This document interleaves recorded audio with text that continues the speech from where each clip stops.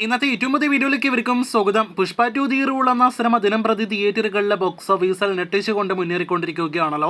അല്ലു അർജുന നായകനാക്കി സുകുമാർ സംവിധാനം ചെയ്ത സിനിമ ഒഫീഷ്യൽ കണക്കുകൾ പ്രകാരം വെറും 2 ദിവസങ്ങൾ കൊണ്ടാണ് 449 കോടി വേൾഡ് വൈഡ് ഗ്രോസിലേക്ക് എത്തപ്പെട്ടത്. ഇന്നത്തെ മൂന്നാം ദിവസത്തെ കളക്ഷനോടെ 600 കോടിക്ക് അടുത്ത് വേൾഡ് വൈഡ് ഗ്രോസ് കളക്ഷൻ പ്രതീക്ഷിക്കുന്ന സിനിമ ഇതിനോടകം തന്നെ ഒട്ടനേകം ഇന്ത്യൻ സിനിമകളെയാണ് ബോക്സ് ഓഫീസിൽ മറികടന്നിരിക്കുന്നത്.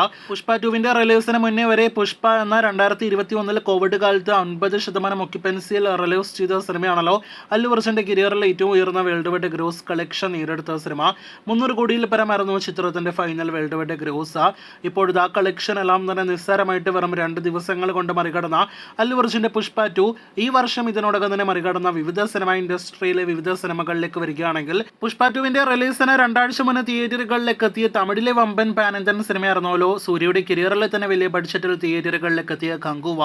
ചിത്രത്തിന്റെ ഫൈനൽ വേൾഡ് വൈഡ് ഗ്രോസ് 100 കോടിയിൽ പരമായിരുന്നു. ആ കളക്ഷൻ പുഷ്പ 2 ആദ്യ ദിവസത്തേതിന്റെ പകുതി കളക്ഷൻ നോക്കിയാൽ പോലും ഇല്ല എന്നത് നിങ്ങൾക്കറിവുള്ളതാണല്ലോ.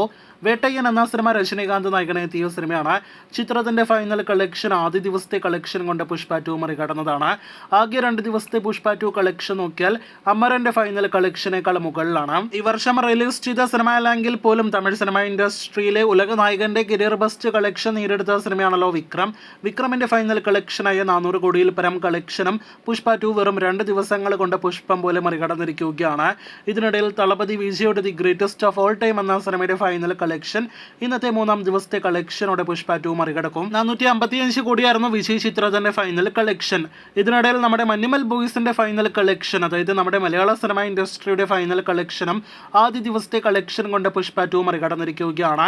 241 കോടിയായിരുന്നല്ലോ മഞ്ഞുമൽ ബോയ്സിന്റെ ഫൈനൽ കളക്ഷൻ. ഇനി അല്ലു അർജുന്റെ സ്വന്തം തട്ടകത്തിലേക്ക് വരികയാണെങ്കിൽ തെലുഗു സിനിമ ഇൻഡസ്ട്രിയിൽ തന്നെ ഈ വർഷം തുടക്കം തിയേറ്ററുകളിലേക്ക് എത്തിയ മഹേഷ് ബാബുവിന്റെ ഗുണ്ടൂർക്കാരം എന്ന അദ്ദേഹത്തിന്റെ കരിയർ ബെസ്റ്റ് കളക്ഷൻ നേടിയെടുത്ത 200 കോടിയിൽ താഴെ കളക്ഷൻ വന്ന സിനിമയും ഹനുമാൻ എന്ന 300 കോടിയിൽ പരം കളക്ഷൻ നേടിയെടുത്ത സിനിമയും ഇതിനോടകം തന്നെ പുഷ്പ 2 മറികടന്നിരിക്കുകയാണ്. 400 കോടിയിൽ പരം വേൾഡ് വൈഡ് ഗ്രോസ് ആയിരുന്നല്ലോ ജൂനിയർ NTRന്റെ ദേവര നേടിയെടുത്തത്. ആ കളക്ഷനും വെറും 2 ദിവസങ്ങൾ കൊണ്ട് അല്ലു അർജുന്റെ പുഷ്പ 2 മറികടന്നിരിക്കുകയാണ്. അങ്ങനെ ആകെ മൊത്തത്തിൽ നോക്കുകയാണെങ്കിൽ വിവിധ ഇൻഡസ്ട്രികളിൽ പോയിട്ട് ഒരു കൊലപാതകം തന്നെയാണ് ബോക്സ് ഓഫീസിന്റെ കാര്യത്തിൽ അല്ലു അർജുന്റെ പുഷ്പ 2 നടത്തിക്കൊണ്ടിരിക്കുന്നത്.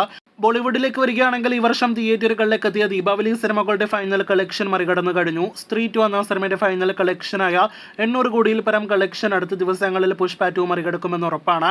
ശേഷം മറികടക്കാനായിട്ടുള്ളത് ഈ വർഷത്തിലെ മറ്റൊരു വമ്പൻ പാൻ ഇന്ത്യൻ സിനിമ, അതും നമ്മുടെ പാൻ ഇന്ത്യൻ സൂപ്പർ സ്റ്റാർ എന്നൊക്കെ പറയാവുന്ന പ്രഭാസിന്റെ കൽക്കി 2898 AD എന്ന സിനിമയുടെ ഫൈനൽ കളക്ഷനാണ്. ഒഫീഷ്യൽ കളക്ഷൻ പ്രകാരം 1100 കോടിയും ട്രാക്കസ് കണക്കുകൾ പ്രകാരം 1060 കോടിയിൽ പരമാണ് കൽക്കിയുടെ ഫൈനൽ കളക്ഷൻ. കൽക്കിയെ മറികടന്നാൽ ഈ വർഷത്തിൽ ഇയർ ടോപ്പറായിട്ട് അല്ലു അർജുന്റെ പുഷ്പ 2 മാറും. ആ നേട്ടത്തിലേക്ക് പുഷ്പ 2 എത്തപ്പെടാൻ കഴിയുമെന്നാണ് നമ്മുടെ ഒരു പ്രതീക്ഷ.